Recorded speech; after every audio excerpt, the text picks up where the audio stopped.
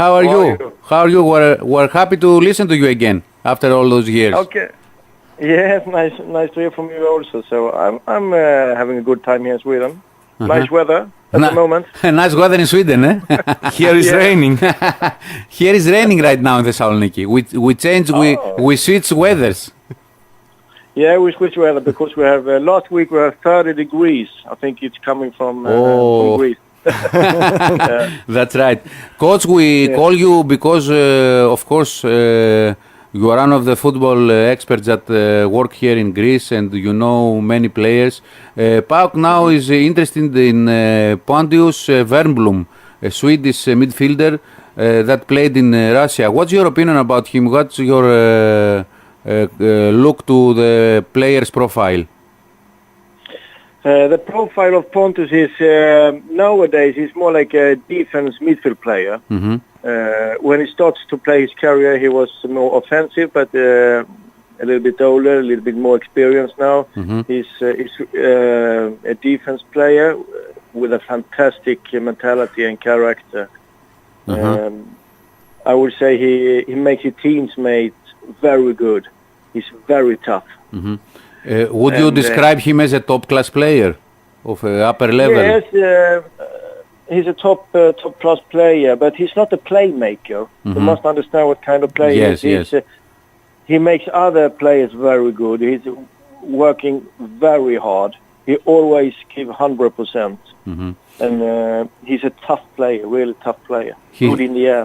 He's a classic six, as we can make it in the football. Yeah, and he can also play as a central defender. And if you want to play him as a striker, he can do that because he's tough and he always gives 100%. But I think his best position is central midfield player as a number 6. Yeah. Mm-hmm. Να μεταφράσουμε όσα λέει ο κύριος Γίνγκμπλαντ. Λέει λοιπόν ότι τώρα αγωνίζεται ως αμυντικός μέσος ο Βέρνμπλουμ. Παλιότερα αγωνιζόταν περισσότερο ως δημιουργικός μέσος. Έχει φανταστική νοοτροπία και πολύ καλό χαρακτήρα. Βοηθά πάρα πολύ τους συμπαίκτες του. Είναι ποδοσφαιριστής τον οποίο μπορούμε να χαρακτηρίσουμε top class. Δεν είναι αυτός που θα δημιουργήσει το παιχνίδι, αλλά είναι αυτός που θα βοηθήσει τους συμπαίκτες του να είναι σε πολύ καλό επίπεδο. Μπορεί να αγωνιστεί μέχρι και κεντρικός αμυντικός, αλλά ακόμη και center for, γιατί είναι πολύ σκληρός και έχει αυτή την νοοτροπία του νικητή και δίνει πάντοτε το 100% το δυνατοτήτο του στον αγώνα.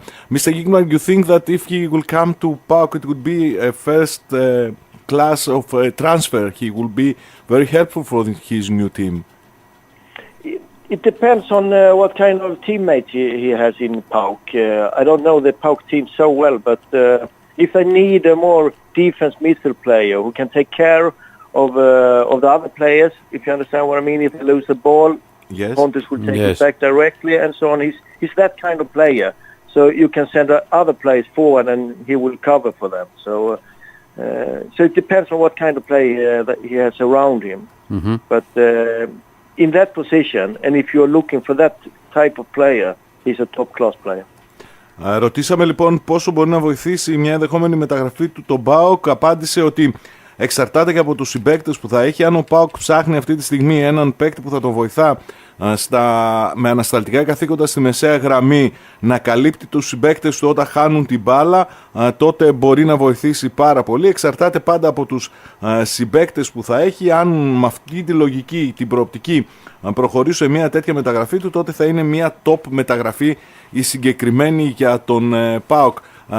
In Sweden, what they are saying about his future, you have any idea? We know that Göteborg was interesting about him, the team he started his career. It's true. Yeah, that's true. Göteborg, they dreamed of him. They want him back, but they also know the situation is that they can't compare with PAOK if it comes to money and so on. Mm-hmm. So.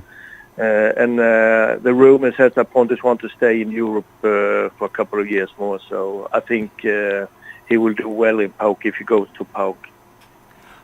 Το ρωτήσαμε για το ενδιαφέρον της Γκέτεμποργκ, της ομάδας από την οποία ξεκίνησε την καριέρα του και γενικότερα τι ακούγεται για τον Βέρνμπλουμ στη Σουηδία. Είπε ότι πράγματι η Γκέτεμποργκ τον πλησίασε, ενδιαφέρεται για να τον αποκτήσει, ωστόσο δεν μπορεί σε καμία περίπτωση να του δώσει τα χρήματα που ενδεχόμενα θα του δώσει ο ΠΑΟΚ. Οι πληροφορίες λένε ότι δεν σκοπεύει αυτός να επιστρέψει στη Σουηδία, θέλει να μείνει για ακόμη μερικά χρόνια στην Ευρώπη, όπως είπε χαρακτηριστικά.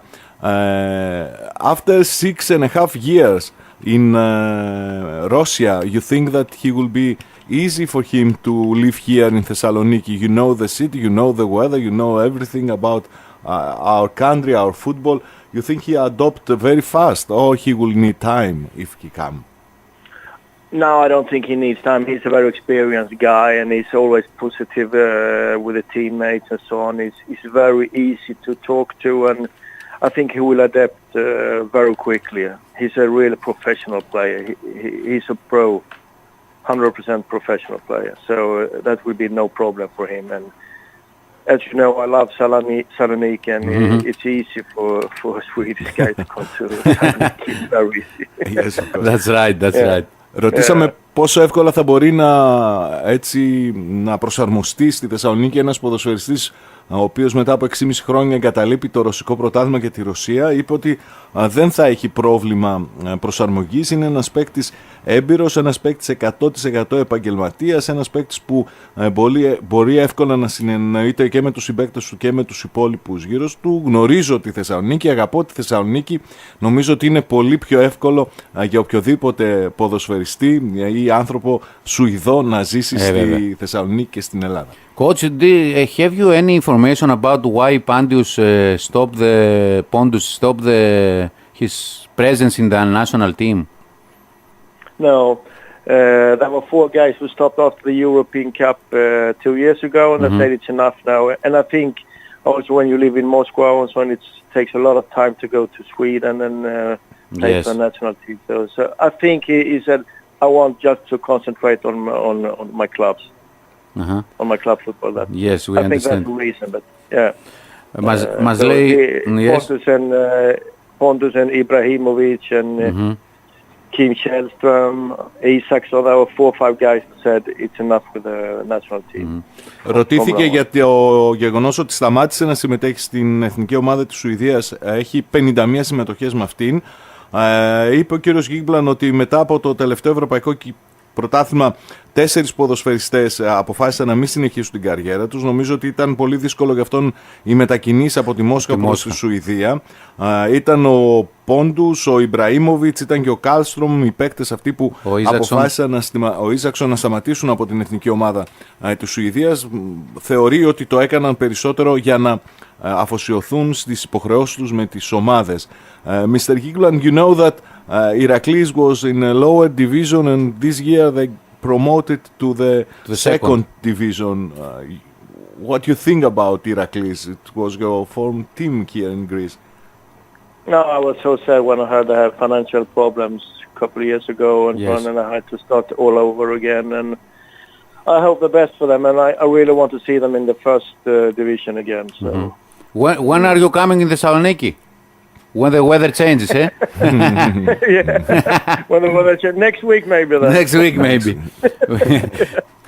Maybe you should plan a trip here. Yeah. We will be very happy to meet you and see you again after all those years, Coach. Me too. Thank you very much for talking to us, Coach. Thank you very much. Thank you, you're welcome. All the best, all the best. Thank you very much. Bye-bye. Αρένα 89,4